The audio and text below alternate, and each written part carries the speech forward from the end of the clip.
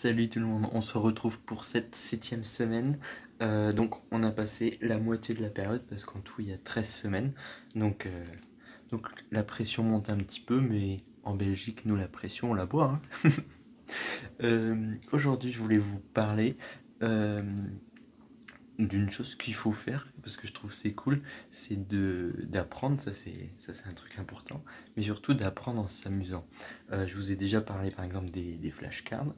Euh, Et là, par exemple, là, je dois apprendre l'ethnographie. Donc l'ethnographie, comme je vous en ai déjà parlé, c'est l'étude des races.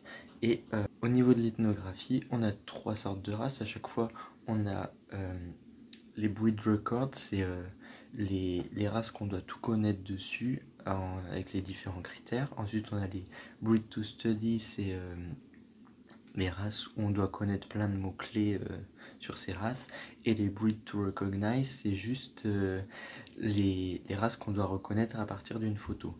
Et donc ça fait énormément d'informations pour l'ethnographie et j'arrivais pas à m'y mettre. Donc ce que j'ai fait, c'est le même principe des flashcards. Ça m'a pris beaucoup de temps, mais je me suis dit ce week-end, au lieu de rien faire, fais ça sera déjà mieux que rien faire. Donc c'est tout des petites cartes comme ça. Par exemple, ici on prend la première, qui est une Aubrac, et quand on retourne, on a euh, Aubrac, et j'ai mis aussi si c'était quelle sorte de race. Si c'était les... Ça c'est juste la race à reconnaître. Mais il y a d'autres races où c'est les races à connaître avec des mots-clés et vraiment les autres avec des phrases. Et déjà, ce système-là, ça va me permettre de vraiment connaître par cœur chaque race et de voir comment les reconnaître.